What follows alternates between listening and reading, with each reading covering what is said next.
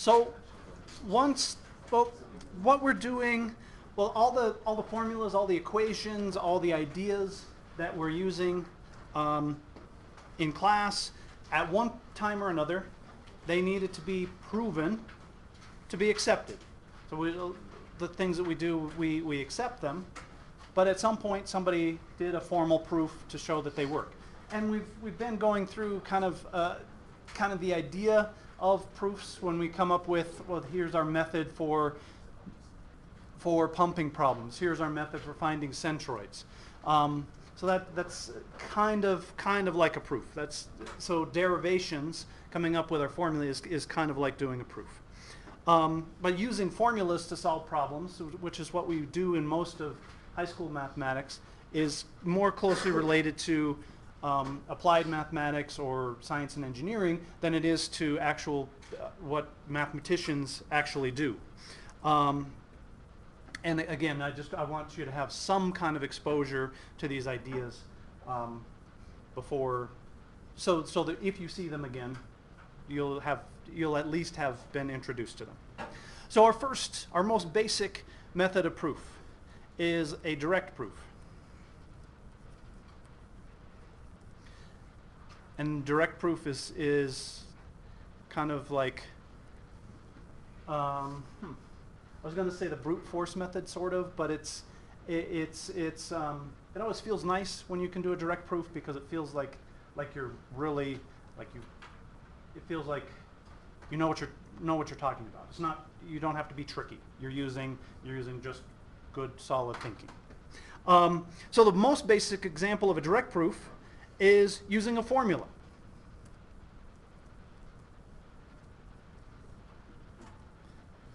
So you might get a problem, and we've seen problems that are similar to this, where it would say, show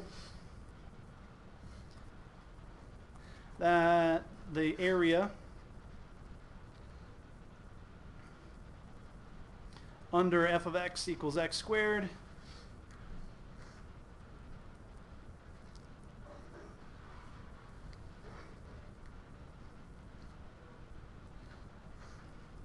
from x equals 0 to x equals 1 is 1/3 square units.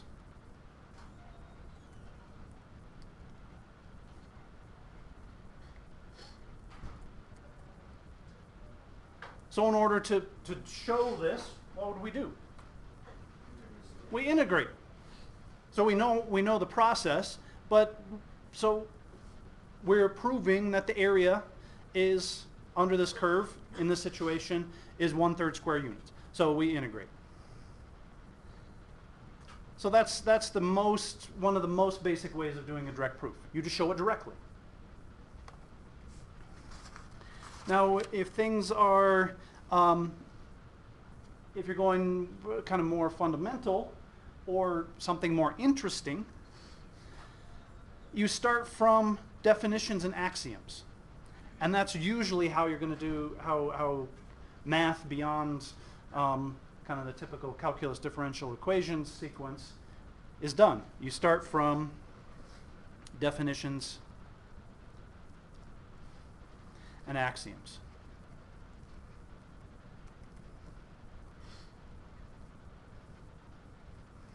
And that's when mathematics, to me, gets more interesting. And axioms, just a reminder, axiom or a postulate, something that we accept as true without proof. So let me give you a couple of definitions, and then we'll talk about some kind of number facts that we accept as true, but we've never really proven them. So I'm going to say we're going to define an even integer.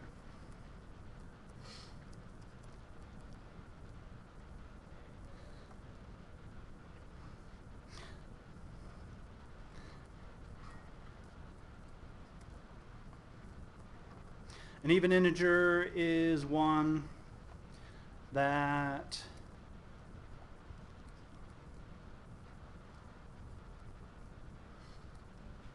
expressed as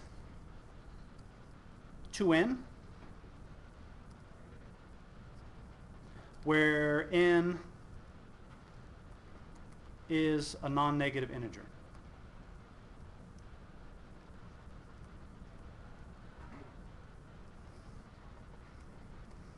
So that's our definition of an even integer. And we're going to say an odd integer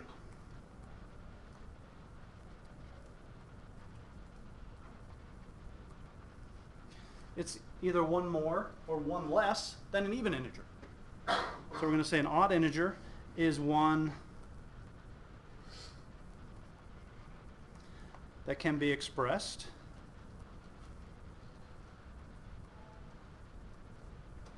as 2n plus 1, where n is a non-negative integer. So that's what we mean by even and odd. One is a multiple of 2, an integer multiple of 2. And the other is one more. We could do this definition as a minus as well. But if we're starting at 0, then we're good with a plus. So an odd integer is one more or one less than an even integer. So those are our definitions of even and odd. So let's look at a proposition, and we'll use these definitions to prove our proposition. So this is an example of direct proof. So my proposition.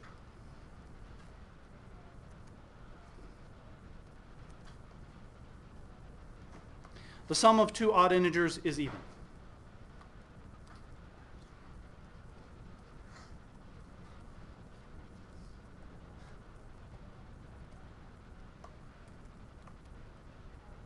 And if you think about this, you probably thought, oh, if you think about it in your head, oh, you add a few odd integers together, 7 and 5, 5 and 5, 3 and 5. Okay, yeah, it makes sense. But at some point, it's possible that there are some odd integers, some really strange, huge odd integers that don't add together to give you an even integer. So this is how we would prove this.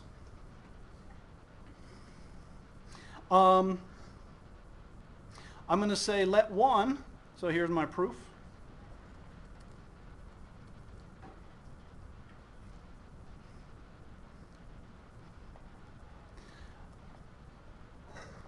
To m plus 1, and the other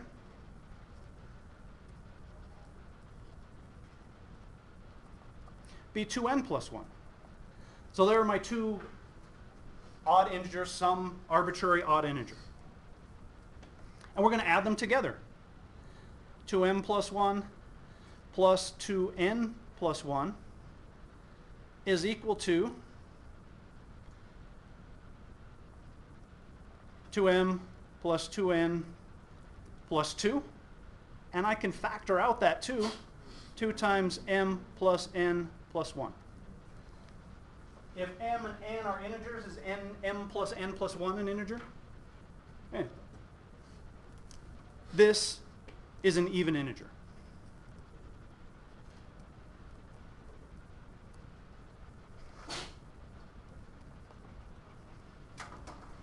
So that is our proof that the sum of two odd integers is even.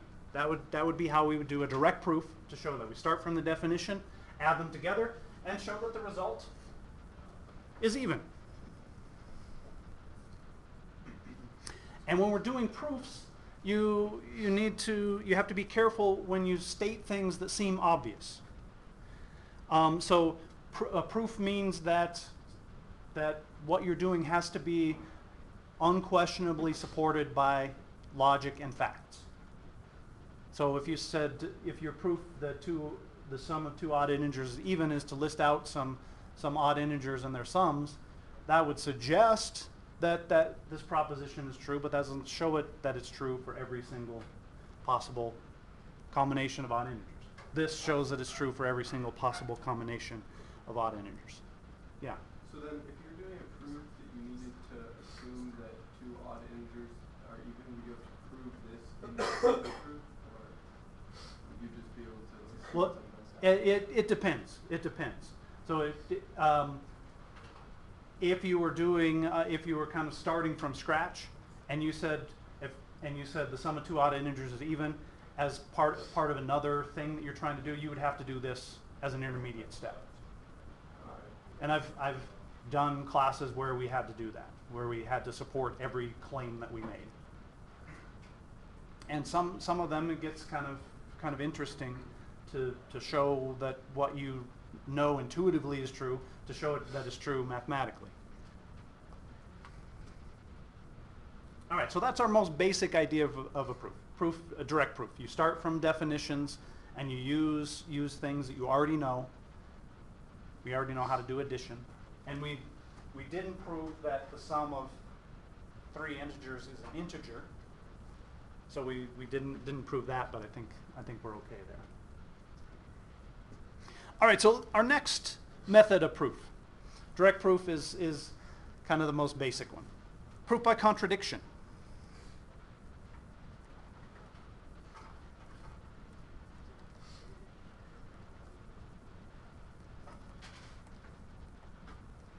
Or, I'm going to say, or counterexample.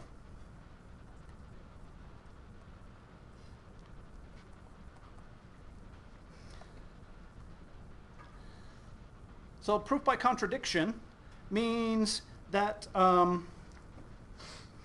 that we, well, let me back up. We can always show that something is false by providing a counterexample.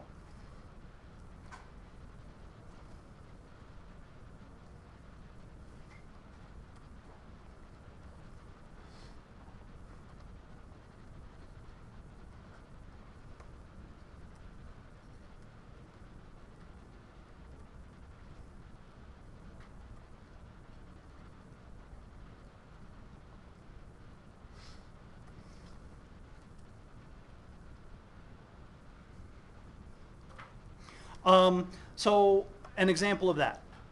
I'm going to say if the sum of 2 integers is even,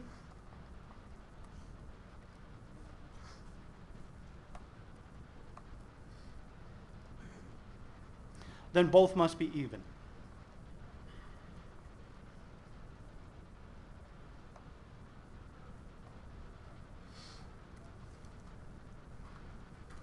So that's my proposition.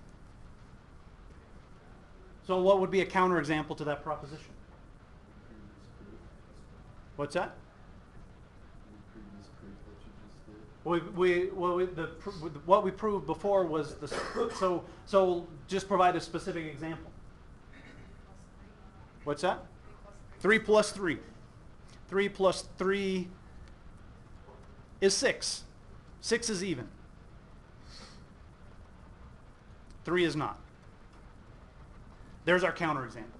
We showed an example of the sum of 2 integers which are even, where both of the integers are not even. So that shows that this proposition is false. We just need to find one counterexample. Now sometimes finding a counterexample can be very tricky. But in this case, it's pretty easy. But that's one way that we can show that something is false, by providing a counterexample. Now, if what we're trying to show is a little more tricky, we can use a proof by contradiction. In a proof by contradiction,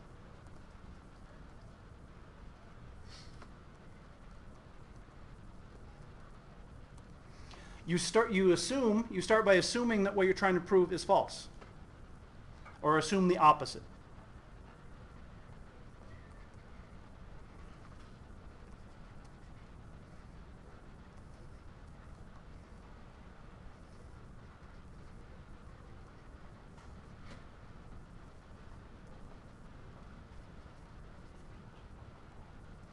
And then you show that leads you to a contradiction, something that you know is false.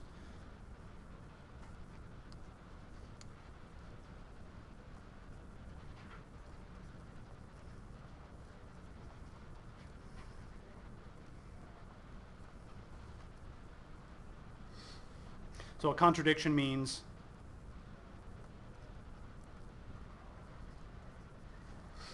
something false. Often we use proof by contradiction to show that something is false, by assuming that it's true and show that leads us to something that leads to a problem. So if we assume that if we assume the opposite of what we want to prove, and we show that reaches a contradiction, that shows that what we assumed has to be wrong. So the original things can only be true or false. So the original assumption has to be true.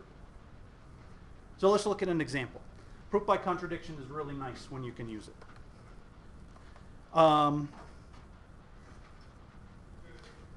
If m squared is even, where m is an integer,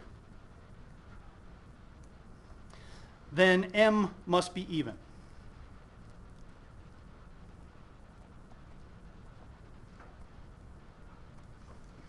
So that's our proposition. If our square is even, then our original number has to be even. So we're going to assume, to do a proof by contradiction, we're going to assume the opposite. So we're going to assume m squared is even, but m is odd.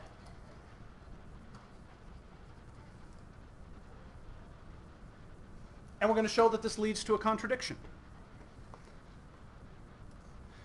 So if m is odd,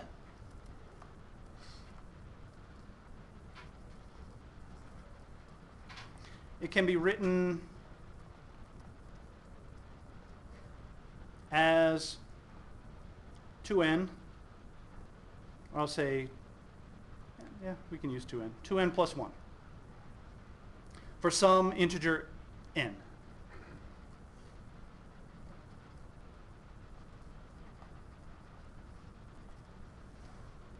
So we're assuming m is odd. Well, let's square it. M squared is 2n plus 1 squared. And we're going to square that out, which is 4n squared plus 4n plus 1. And I'm going to rewrite this as 2 times 2n squared plus 2n plus 1. So 2n squared plus 2n is an integer. And I have 2 times an integer plus 1. So this implies that m squared is odd. So I'm going to say, but this is an odd integer.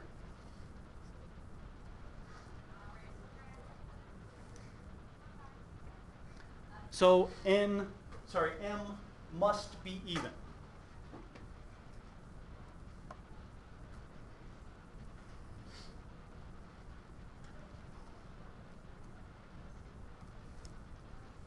So if m squared is even, then m has to be even. And we've shown that's true for every single possible value of m. Yeah, Kim. The whole point of like the proof is to like show that like assume that the starting thing is incorrect and like make a proof for it. So like why can you just assume that the opposite like logically things can they can only be either true or false. There's no in between. Yeah. So if what we assume is true leads to a contradiction, then the opposite of that has to be true. Yeah, I'm just saying that you didn't like prove that like and that m squared can't be an odd integer. So you just like assume it. So why can't you just assume that m squared has to be an even integer in the first place?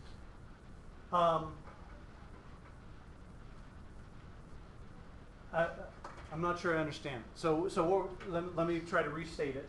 So what we're saying is if m squared is even, we're starting with m squared. Then our statement, what we're saying is true is, well, then m has to be even. That's the only way that can happen. That's what we're saying. So we're saying if m squared is even, then m cannot be odd. Yeah, I can discuss it with you. Okay. Yeah. Do you have to, like, since you're proving the opposite, right, Mm-hmm. to state the opposite false, you only need one example of it not being true.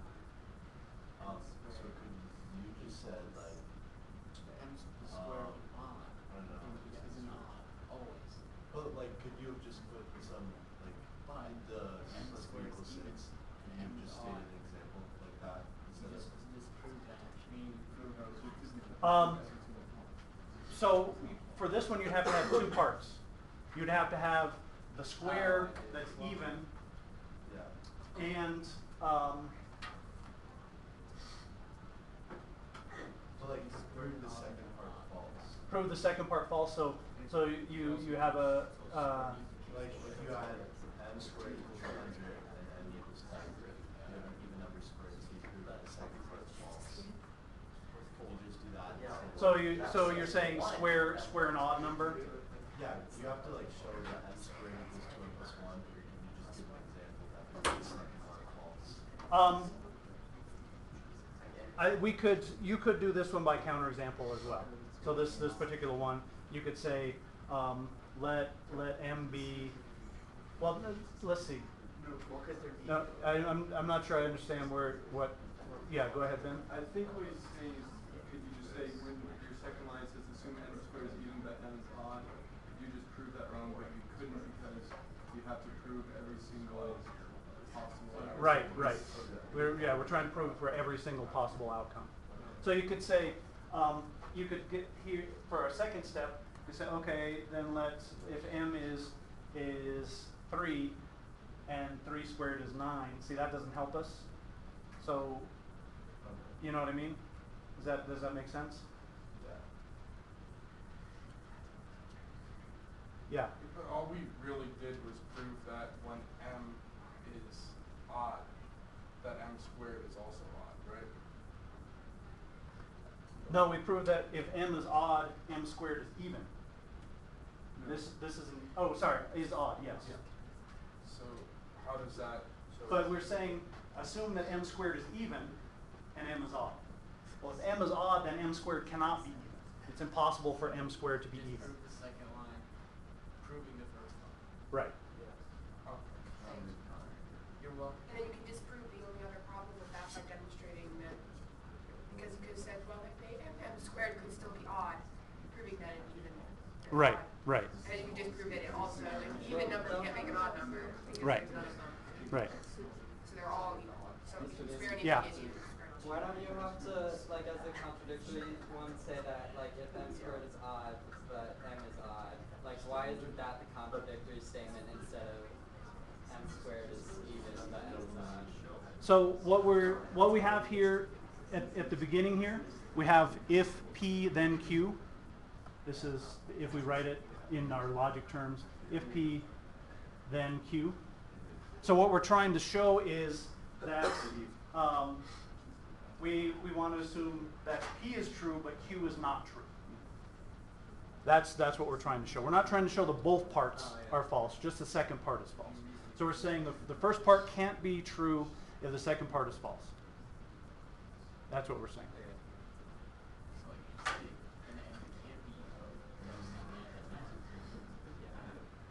All right, let's look at another example, and let's see if that helps us clarify this.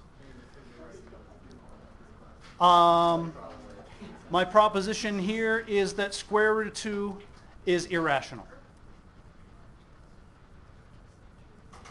So we've accepted this as true for a long time, right? Square root of 2 is irrational. Well, let's prove it. We're going to do a proof by contradiction. Assume square root of 2 is rational.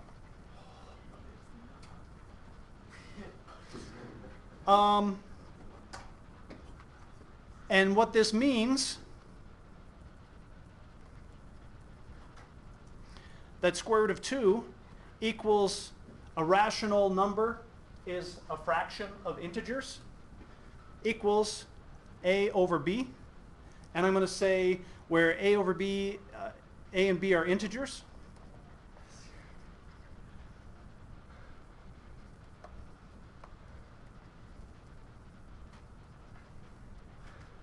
And I'm going to say this doesn't hurt, doesn't affect the generality of the proof, and a over b is in lowest terms.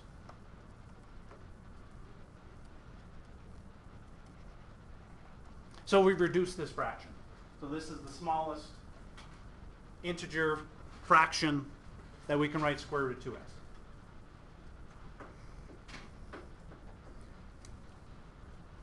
All right, so I'm going to square both sides. So I'm going to say a squared over b squared equals 2. And this tells me I can say that 2b squared equals m squared. Well, what does this tell us about m squared? Oh, sorry, this should be an a. I have m's and n's written on my paper. A squared, sorry. Well, what does this tell us about a squared? Well, a and b are integers, so the square of an integer is an integer. A squared is 2 times an integer. So what does that tell us about a squared? A squared is even.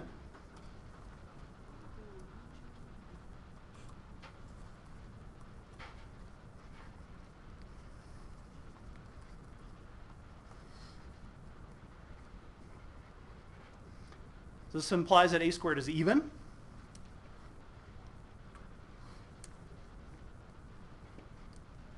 So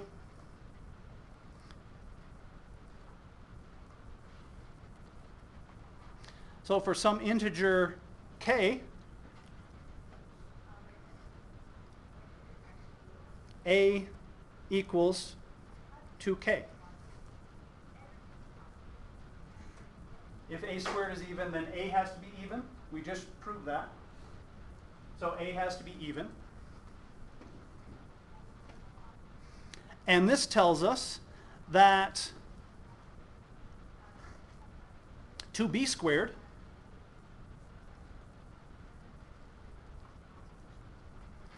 equals 4k squared.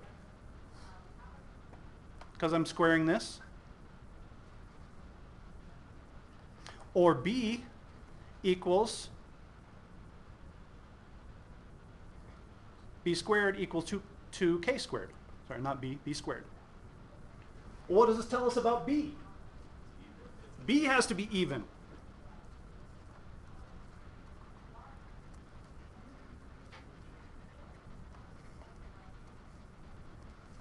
But isn't that a problem? Yeah, we said it was in lowest terms. We couldn't reduce it.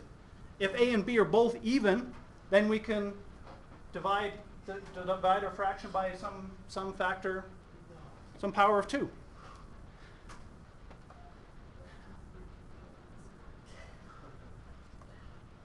So I'm going to say that a over b would have a common factor.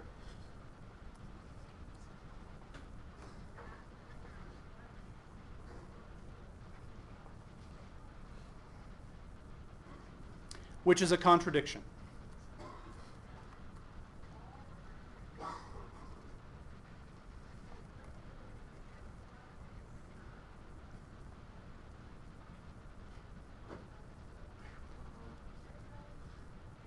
So the square root of 2 is irrational.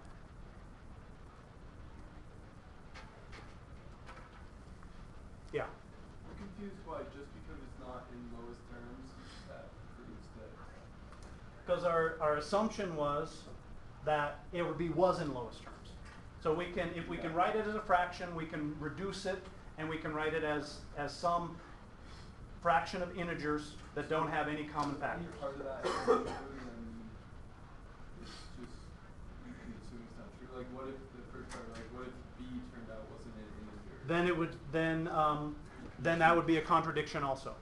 So if any part of that we're assuming here is false. So like I'm confused why that has to, why do a and b have to be integers and why do a and b have to be in those terms? For a number to be a rational number, that's what a rational number is a okay. fraction of 2 integers. And we're saying when we write a fraction, we can always reduce that fraction. So this is the fraction after we've reduced it. Okay. We've reduced it, and that's how we're going to write this. So if it was, I don't know, 100 over 300, we could cancel those and just write it as 1/3. Gotcha. Okay? So this is just demonstrating that it's an infinite fraction. Right, you can never reduce it to lowest terms. So it's not right. Right, so it's not a fraction of integers. So now we know, now we have a proof that square root of 2 is irrational. And now, All right. So these are just the kind of, we're dipping our toes into the water of methods of proof. Tomorrow we'll talk about another method, proof by induction. Yeah. So why wouldn't we choose where we prove that a squared is essentially equal to 2b squared as the point to go and prove that a squared is not an integer, which would also be true. yes. When we had a squared is 2b squared. Or a is the root of 2b squared. Oh, so you say a is the square root of 2 times b? Or, well, from the 2b squared equals a squared, couldn't we choose a at that point, or at that point couldn't we choose to show that a is not an integer? Well, if square root of 2 is rational, then if we take the square root of both sides, and square root of 2 is a rational number, that would still imply that a is an integer. So it's basically we're assuming the proof is true while proving it. Right. Okay. Right. All right. Homework.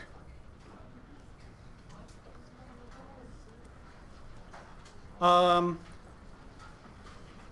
all of these, I'm going to say show. And by show, show means prove.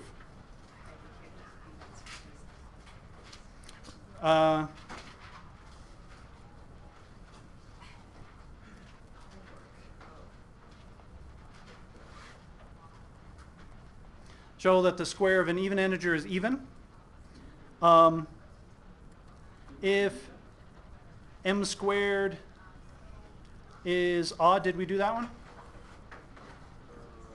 No, we did the square of an odd. If m squared is odd, then m is odd. Square root of 3 is irrational. This one takes a little bit of work, a little bit of cleverness. Sum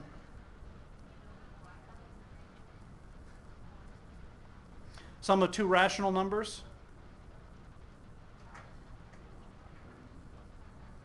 And remember, rational number is a over b, where a and b are integers. So I'll say a over b, comma, c over d, where a, b, c, and d are integers. Sum of two rational numbers is rational.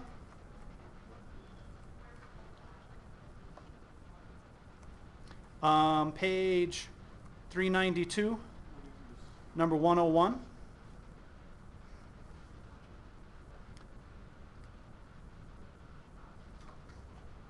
And then this next one is a bonus. This one's nice.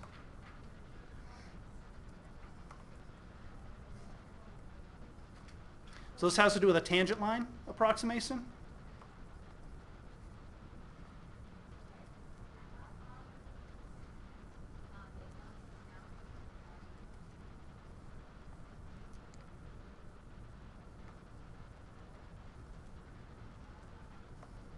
So our tangent line approximation is f of x equals f of a plus f prime of a times x minus a.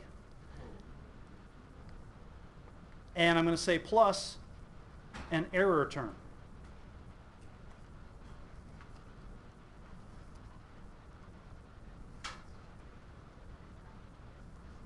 So we get some error term for our approximation. So we want to show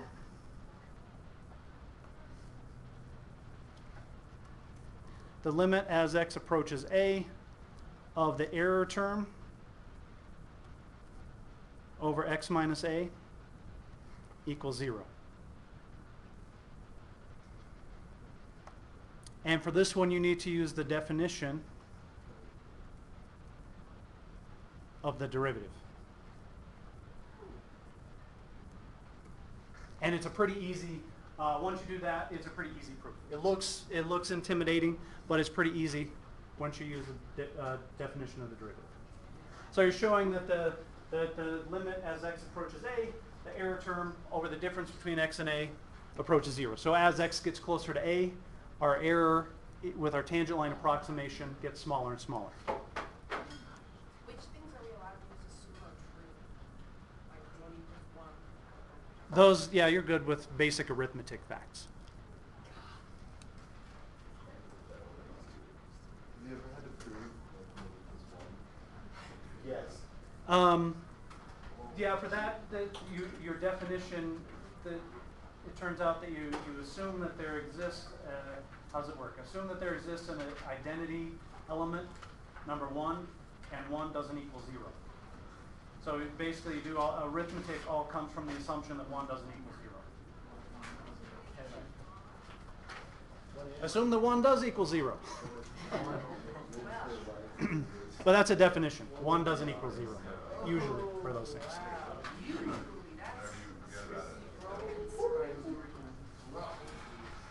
1, 2, and 4. 5 is not too bad. I think 5 is just, I think 5 is evaluating an integral. Number 3 is a little trickier. The bonus is not bad, if you remember your definition of the derivative. Page 392. All right. Oops.